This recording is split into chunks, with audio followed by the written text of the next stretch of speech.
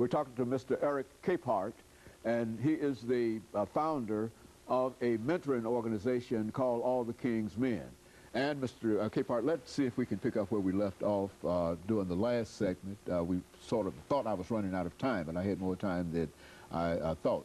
But nevertheless, let's pick up by talking about this program, All the King's Men, and the way that you wish to present it to the audience this morning. Sure.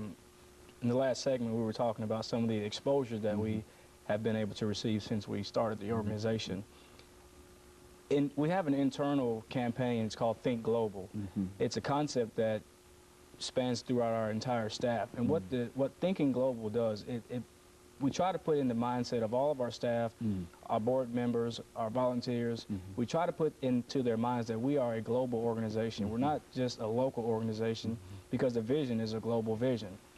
And with that, we've been able to get tremendous exposure. One story that I really like to tell is a couple months ago, we received a phone call from a lady in Toronto, Canada, and she had heard about some of the exposure that we were getting from a local news station here. She saw the story, and she was very interested in what we were doing here, simply because she was running the same type of organization in her home state, home country, Toronto, Canada. So she gave us a call and said she would like to come down and meet with me. So she flew down here for one day, and we met, had a really good meeting, lasted a couple hours, and she went back home the next day. So knowing that we were able to reach someone in another country, it's very important for us to be constantly mindful that we are a global organization and that we are to think global.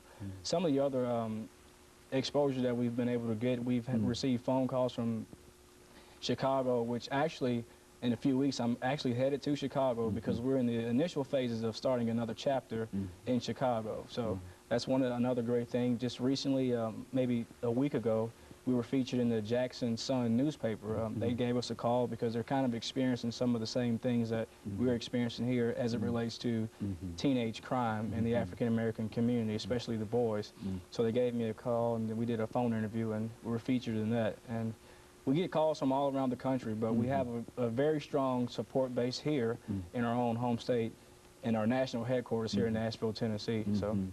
And so this is an opportunity, a real opportunity. Now, what is this program all about, Mr. ECapehart? Sure. I'll tell you, All the King's Men, we have a very strong mission. Our mission statement is to reduce the disproportionate minority contact with the juvenile court system amongst the male population across the United States of America. In short, what we're trying to do is we're working to reduce the number of times African-American boys, particularly, come into contact with the juvenile court system.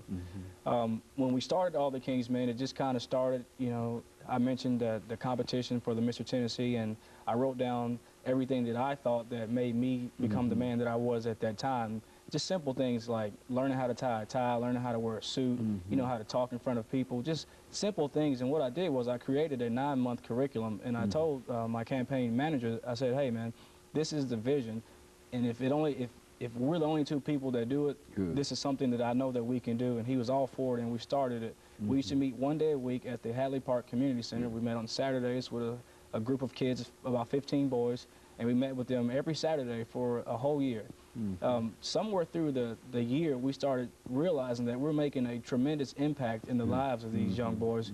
And the way that we were able to recognize that is because their families would come to us, their mothers would come and say, hey, my son is wearing ties to school every day now. You know, I didn't know he knew how to tie a tie.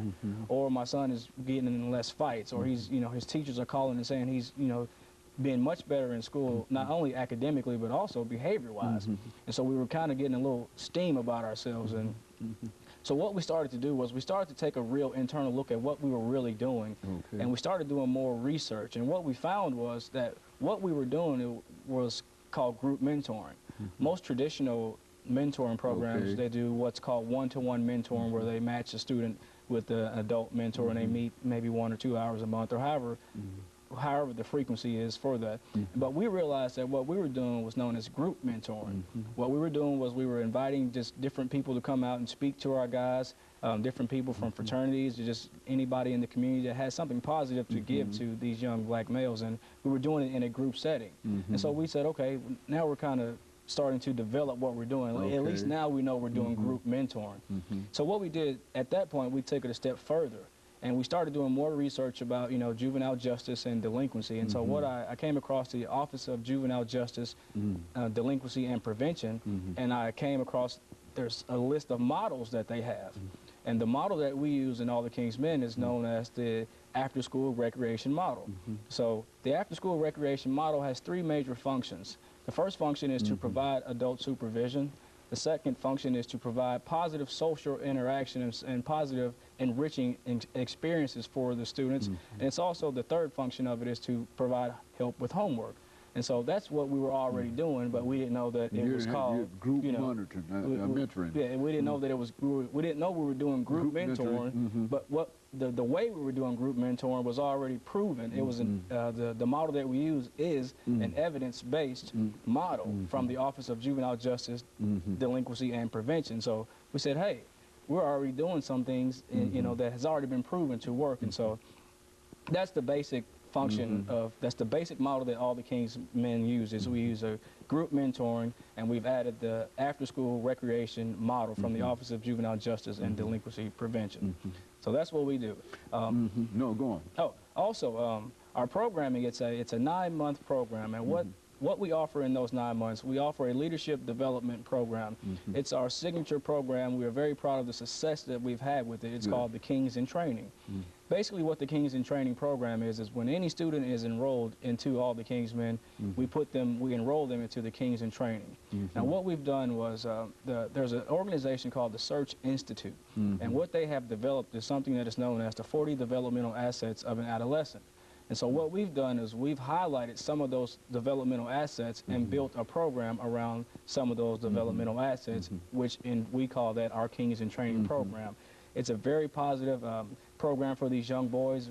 It's the signature program that we bring these boys in and we introduce them to what it means to live as a responsible young man in today's communities and societies, and also be able to deal with and handle some of the things that they're being faced with. So that's our signature program. We also have another program that we just started this year. It's called the King's Course.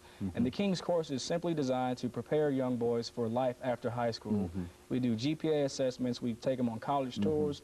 We bring in people from different colleges and universities to speak with the kids. And we also give them something very important, is we actually expose them to college life so that when they go on these college campuses, they're not so overwhelmed with college life. Okay, and of course, Mr. Capehart, let's take this second commercial break, and we'll come back and we'll pick up at this particular point, and we'll be back with our audience following this very, very short commercial break.